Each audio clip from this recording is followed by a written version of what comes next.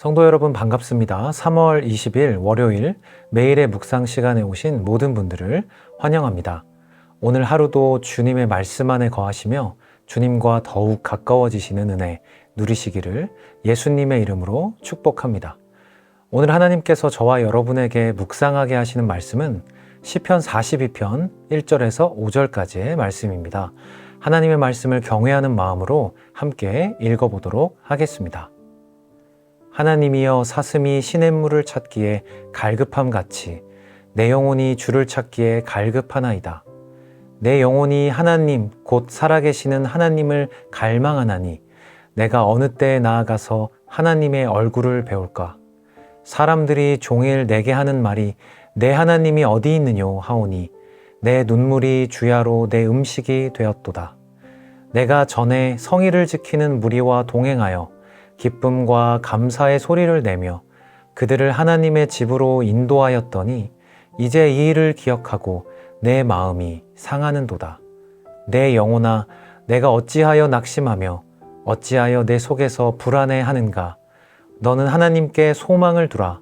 그가 나타나 도우심으로 말미암아 내가 여전히 찬송하리로다. 아멘. 사람들은 모두 목마름을 갖고 있습니다. 실제로 물이 없어서 육체적으로 목마르기도 하지만 그 밖에 다양한 것들에 대해 우리는 목말라 하지요.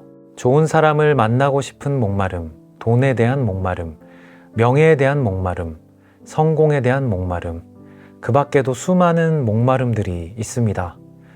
우리가 이것을 목마름이라고 부르는 이유는 아마도 이 갈증이 채워지기만 하면 내 삶에 깊은 만족감이 생길 것이라고 생각하기 때문이지요.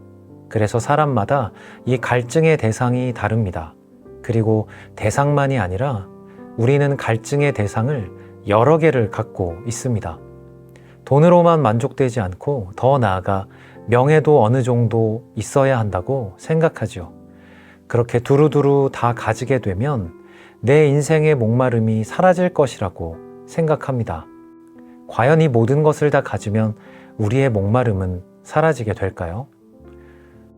오늘 시편 기자는 다릅니다. 시편 기자는 자신을 목마른 사슴에 비유하지요. 이 시편을 깊이 묵상하기 위해서 우리는 사슴에 대한 이해가 조금 필요합니다. 사슴은 아주 독특한 동물인데요. 사슴은 동물 중 가장 갈증을 쉽게 느끼는 동물 중에 하나라고 합니다. 사슴은 풀을 먹지 않고서는 7일 이상을 견딜 수도 있지만 물을 마시지 않고는 며칠도 견딜 수 없는 동물이라고 합니다.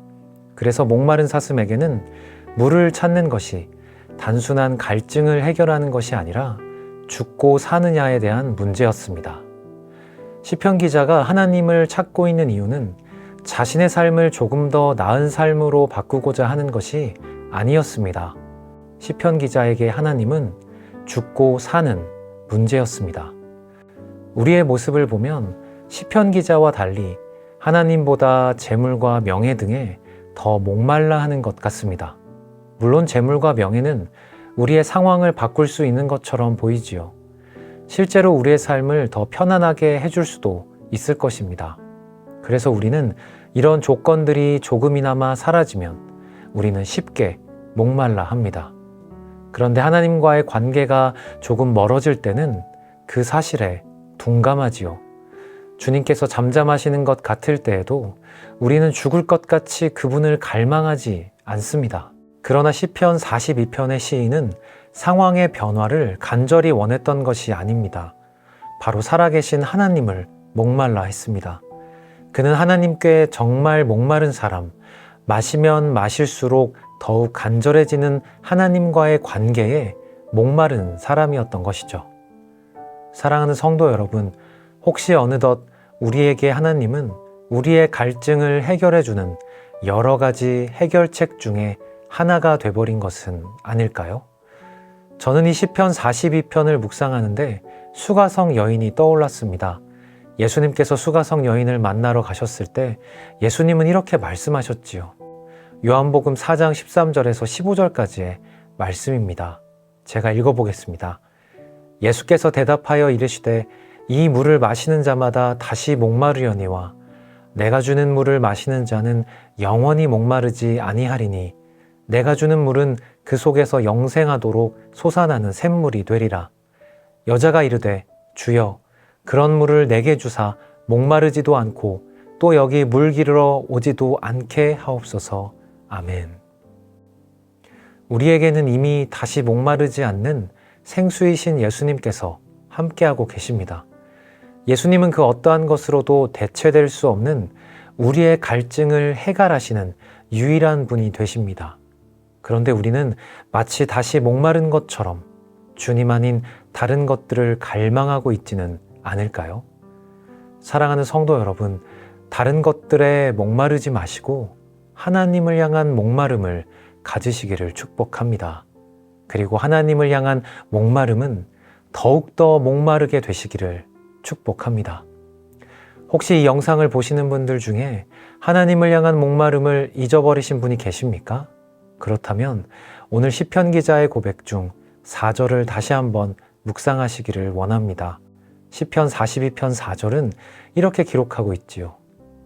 내가 전에 성의를 지키는 무리와 동행하여 기쁨과 감사의 소리를 내며 그들을 하나님의 집으로 인도하였더니 이제 이 일을 기억하고 내 마음이 상하는도다. 아멘. 시편 기자는 자신이 과거에 어떻게 예배했었는지를 기억해냅니다. 내가 이전에 예배드리는 사람들과 함께 기쁨과 감사로 하나님을 찬양했었지. 내가 이전에 사람들에게 같이 예배하러 가자라고 하면서 주변 사람들을 예배의 처소로 인도했었지. 그런데 그때 내 모습은 어디 간 걸까라고 마음이 상하게 된 것이죠. 그러나 그 상함은 결국 우리를 하나님을 향한 목마름으로 다시 이끌어 줄 것입니다. 그때처럼 다시 하나님을 갈망해야지라고 우리를 다시 일어서게 할 것입니다. 사랑하는 성도 여러분, 자신의 영혼에 명령하십시오. 어찌하여 불안해하느냐? 어찌하여 낙심하느냐? 너는 하나님을 바라라 라고 말이지요.